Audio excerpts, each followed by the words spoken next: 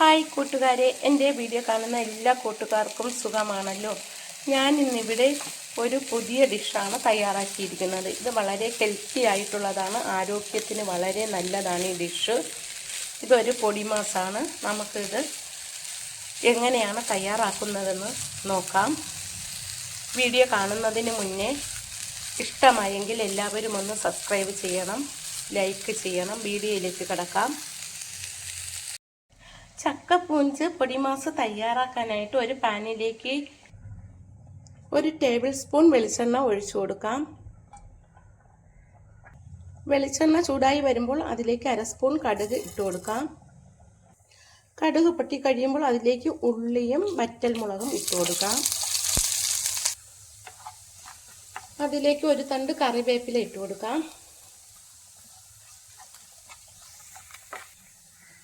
അതൊന്ന് മൂത്ത് വരുമ്പോൾ അതിലേക്ക് 1 പച്ചമുളക് അരിഞ്ഞത് ഇട്ട് കൊടുക്കാം.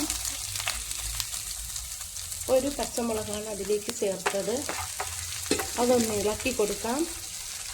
ഇനി നമുക്കതിലേക്ക് 1 പകുതി സവാള അരിഞ്ഞത് ചേർത്ത് കൊടുക്കാം. ചെറുതായിട്ടാണ് പകുതി സവാള അരിഞ്ഞെടുത്തത്. അതൊന്ന് വാട്ടി കൊടുക്കാം. ചക്കപ്പൂഞ്ച ആയതുകൊണ്ട് 2-3 അല്ലി വെളുത്തുള്ളി ചെറുതായിട്ട് അരിഞ്ഞത് കൂടി നമുക്ക് ചേർത്ത് കൊടുക്കാം. ഇട്ടൊന്ന് വാട്ടി കൊടുക്കാം. ചക്കപ്പൂഞ്ച് പൊടിമാസിന് 1 തുണ്ട് ചക്കപ്പൂഞ്ചാണ് ചെറുതായിട്ട് അരിഞ്ഞെടുത്തിരിക്കുന്നത്. ഇത് നമുക്ക് അതിലേക്ക് ചേർത്ത് കൊടുക്കാം.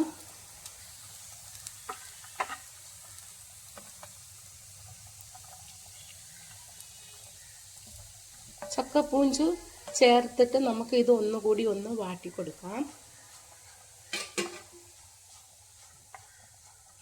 ഇനി ഇതിലേക്ക് ആവശ്യത്തിന് ഉപ്പ് പൊടി ചേർത്ത് കൊടുക്കാം. ഉപ്പ് പൊടി ചേർത്ത് എല്ലായിടത്തും ഒന്ന് ഇളക്കി കൊടുക്കാം. എല്ലാ ഭാഗത്തും എത്തുന്നത് വരെ ഒന്ന് ഇളക്കിയിട്ട് വേവാൻ ആവശ്യത്തിനുള്ള വെള്ളവും കൂടി ഒഴിച്ച് നമുക്കിത് അടച്ച് വെച്ച് വേവിക്കാം. ചക്കപ്പൂഞ്ചായതുകൊണ്ട് കുറച്ച് സമയം വേവണം. അതുകൊണ്ട് നമുക്കിതിലേക്ക് ആവശ്യത്തിന് വെള്ളം ഒഴിച്ചു കൊടുക്കാം. എന്നിട്ട് ഇതൊന്ന് ഇളക്കിയിട്ട് അടച്ച് വെച്ച് വേവിക്കാം. വേവാൻ പാകത്തിന് വെള്ളം ഒഴിച്ചാൽ മതിയാകും. ഇത് അടച്ച് വെച്ച് വേവിക്കാം.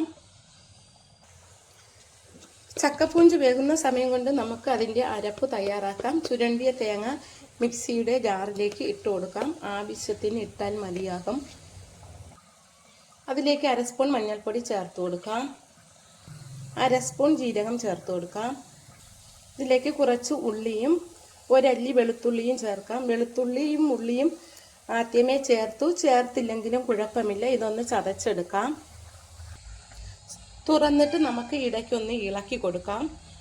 വെന്ത് വരുന്നുണ്ട്, ശകലം വെള്ളം കൂടിയുണ്ട്. അതും കൂടി വറ്റുമ്പോഴത്തേക്ക് നമുക്കിതിലേക്ക് അരപ്പ് കൂടി ചേർത്ത് കൊടുക്കാം. ഇത്തിരി സമയം കൂടി അടച്ച് വെച്ച് വേവിക്കാം. അരപ്പ് അരച്ചെടുത്തു. തുറന്നിട്ട് നമുക്കിനി ഇതിലേക്ക് അരപ്പ് ചേർത്ത് കൊടുക്കാം. ചതച്ച് വെച്ചിരിക്കുന്ന അരപ്പ് അതിലേക്ക് ഇട്ട് കൊടുക്കാം.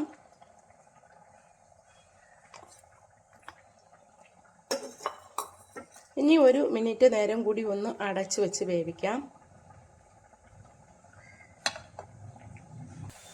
ഇപ്പോൾ 1 മിനിറ്റോളം സമയമായി.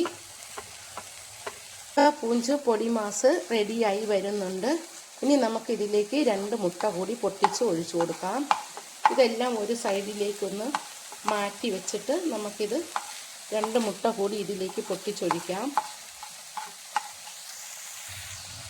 2 മുട്ടയാണ് ഇതിലേക്ക് പൊട്ടിച്ചൊഴിച്ചത്. ഇനി നമുക്കിതിലേക്ക് മുട്ടയിലേക്ക് കുറച്ച് ഉപ്പുപൊടി കുറച്ച് ഉപ്പുപൊടി ചേർത്താൽ മതിയാകും.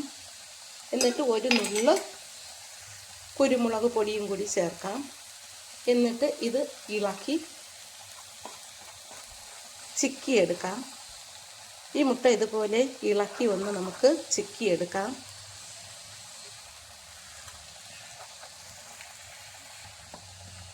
ചക്കയുടെ എല്ലാ ഭാഗവും ആരോഗ്യത്തിന് വളരെ നല്ലതാണ്.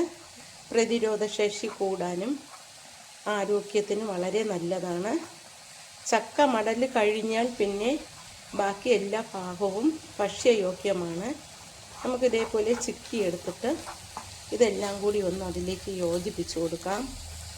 ഇങ്ങനെ ആവുമ്പോൾ എല്ലാവരും ഇത് കഴിക്കും. നല്ല ടേസ്റ്റുമാണ് ഈ ചക്കപ്പൂഞ്ച് പൊടിമാസ്. ഇത് നമുക്ക് കുറച്ച് സമയം ഇതേപോലെ ഒന്ന് ഇളക്കി കൊടുക്കാം. ഇതുപോലെ ഇളക്കി തോർത്തിയെടുക്കണം. മുട്ട കഷ്ണങ്ങളായിട്ടുണ്ടെങ്കിൽ തവി വെച്ചൊന്ന് പൊടിച്ചു കൊടുത്താൽ മതി. ഇത് നല്ല ഒരു തോരനാണ്, ചക്കപ്പൂഞ്ച് പൊടിമാസാണ്. ഇതേപോലെ തയ്യാറാക്കിയാൽ എല്ലാവരും ഇത് കഴിക്കും. തയ്യാറാക്കാൻ വലിയ എളുപ്പമാണ്, നല്ല ടേസ്റ്റുമാണ്. ഇങ്ങനെ തയ്യാറാക്കിയാൽ ആരോഗ്യമായിട്ടുള്ളതാണ്. ഞാൻ തയ്യാറാക്കിയ ഈ ചക്കപ്പൂഞ്ച് പൊടിമാസ് ഇഷ്ടമായെങ്കിൽ എല്ലാവരും ആദ്യമായി കാണുന്നവർ സബ്സ്ക്രൈബ് ചെയ്യണം, എന്നെ സപ്പോർട്ട് ചെയ്യണം. എല്ലാവർക്കും ഒന്നിത് ഷെയർ ചെയ്ത് കൊടുക്കണം. Thank you.